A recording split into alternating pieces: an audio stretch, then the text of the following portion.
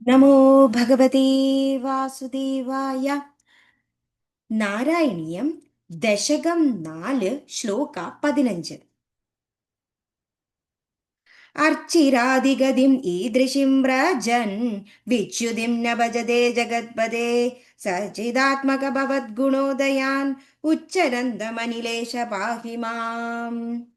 അർച്ചിരാദി തേജസ് അങ്ങനെ മുഴുകി നിൽക്കുന്നത്, ഗതിം ഗതിയെ, ഈ ദൃശീം ഇപ്രകാരം കാണപ്പെടുന്ന, വ്രജൻ പ്രാപിക്കുന്ന യോഗികൾ, വിച്യുതിം പുനർജന്മം, ന ഇല്ലാത്തത്, ഭജതേ പുനരാവൃത്തി, ജഗത്പദേ ലോകനായകൻ, സച്ചിദാത്മക സച്ചിദാനന്ദ സ്വരൂപൻ, ഭവത് ഭഗവാന്റെ, ഗുണോദയാൻ ഗുണങ്ങളാൽ ഉത്കൃഷ്ടമായിട്ടുള്ളത്, ഉച്ചരന്തം കീർത്തനം ചെയ്യുന്ന, അനിലേശ ഗുരുവായൂരപ്പ പാഹി രക്ഷിക്കണേ മാം എന്നെ.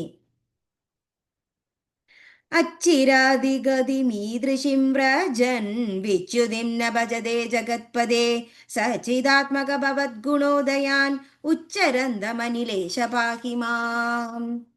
ഇവിടെ ഭഗവാന്റെ തേജസ്സിനെ ഗതിയായി പ്രാപിക്കുന്ന ഓരോ യോഗികൾക്കും പുനർജന്മം എന്ന ആ ഒരു അവസ്ഥ ഇല്ലാതാകുന്നു.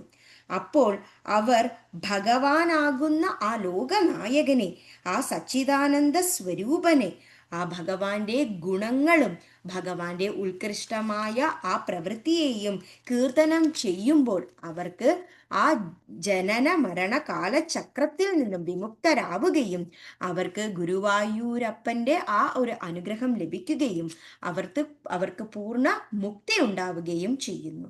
അങ്ങനെയുള്ള ഗുരുവായൂരപ്പൻ എന്നെയും രക്ഷിക്കണേ എന്നാണ് ഈ ശ്ലോകത്തിൽ പ്രതിപാദിക്കുന്നത്. ഓം നമോ ഭഗവതേ വാസുദേവായ.